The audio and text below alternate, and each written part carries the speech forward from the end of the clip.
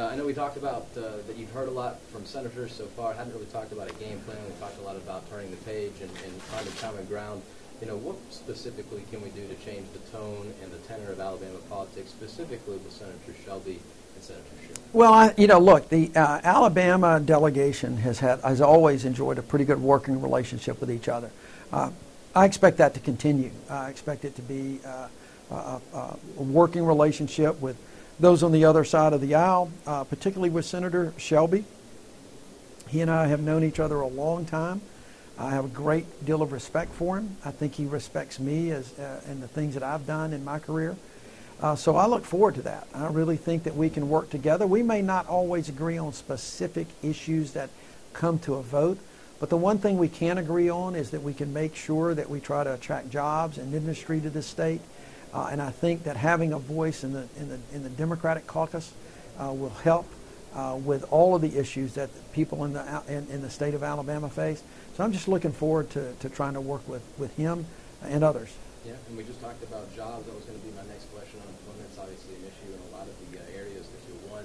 Right. What specifically can we do to bring jobs to those right. areas? Yeah, I mean, you know, we look at unemployment in this state as a whole, and unemployment is down now, and that's wonderful. But there's two things about it that doesn't always get the right attention. Number one, unemployment is still very high in the Black Belt and other areas, and that we can do things, I think, to attract industry and bring industry to that area.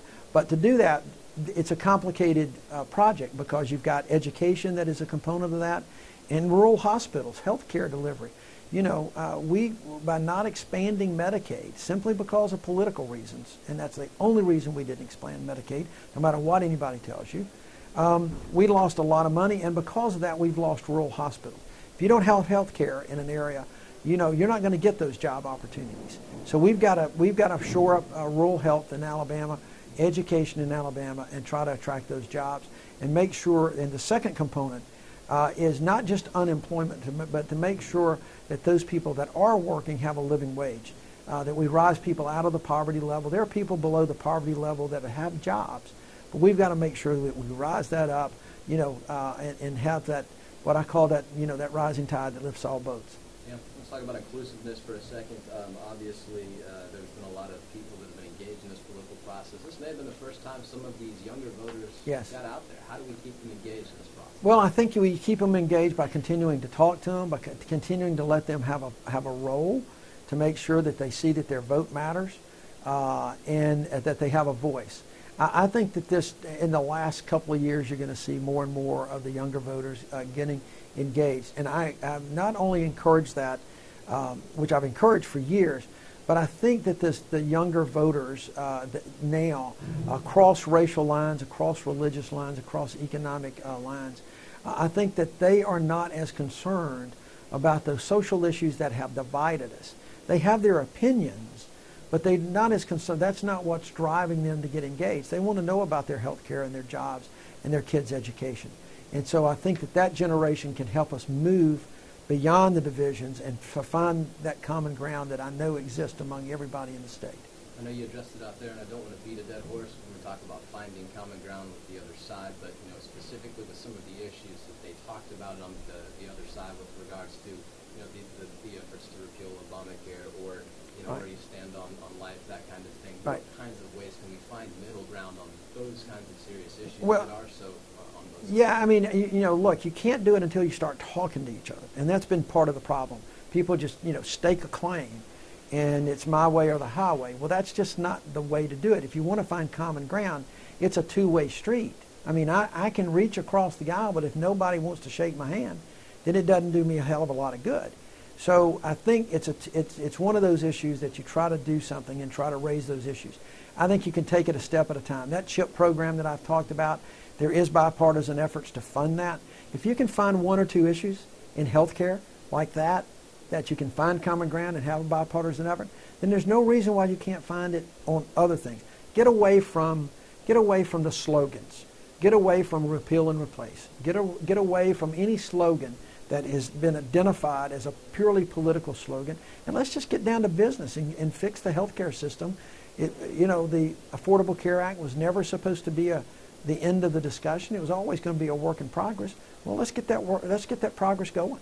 Yep. And then your campaign prepared for a lot of different possibilities. I saw the president tweet today that he feels like it could have been a different outcome if Luther Strange was the person running against you.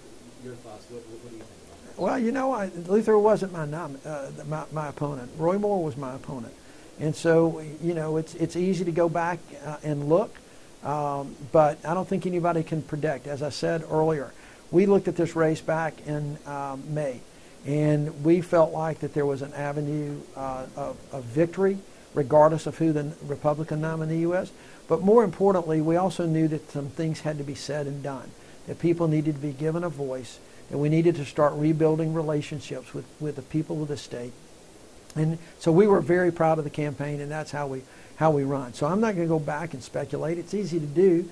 Everybody can look in the rearview mirror, and in hindsight, let's look forward. Yep. I know we're Birmingham Station. Can we talk a little fast about Jefferson County, how important that county was, what you guys had to focus on? Well, it was obviously a huge county for us. We spent a lot of time here. Mayor Woodfin helped us in the city of Birmingham, folks out in Bessemer. But even traditionally Republican areas, over the mountain areas, we had a lot of support in those areas because folks were just tired. They don't want somebody to go in there and blow something up. They want somebody that can be effective. And I knew a lot of folks. This campaign was blessed by having both organized labor as well as business support. That hadn't happened in this state in a long time. But that's where you can say, what's good for business is going to be good for those workers. What's good for those workers is going to be good for business. And I was very gratified that we saw that in here. And so Jefferson County, we spent a lot of time here, home county. That folks knew me, and the fact that they probably had some opinion on me, I think it helped us a lot. But I also think we knocked on a lot of doors and made a lot of phone calls. Last question I have, when we talked about these allegations and what really thrust a lot of the state in this election into the national spotlight, Alabama ended up becoming a joke on a lot of national talk shows. How do we heal this state, this image, now that this has gone? Well, I think that the first thing, I think this election has gone a long way of doing that. I mean, I really do. There will still be some jokes every now and then. That's always going to be the case about any state. But I think this election has healed that. Even though it was the margin was only a couple percentage points or less, I still think that what we did and what we stood for is now, at least for this election, this has been this is what the majority, this is what the folks have said. And so I think that it'll go a long way. And the rejection of the divisive politics, the caricatures of folks in Alabama. I mean, look, there's been, we all know what the history of Alabama is, and I think for the country to see that the state of Alabama has now put somebody in the United States Senate who reached back 37 and 38 years to prosecute Klansmen who bombed the church at a time when we were as divided as we could have possibly been. It speaks volumes, I think, for the folks in this state. Thank you for your time. Anything you'd like to add that I didn't ask? No, I appreciate it. I'm getting a little talked out. So, but thank you. I appreciate it. Appreciate it very much. You guys.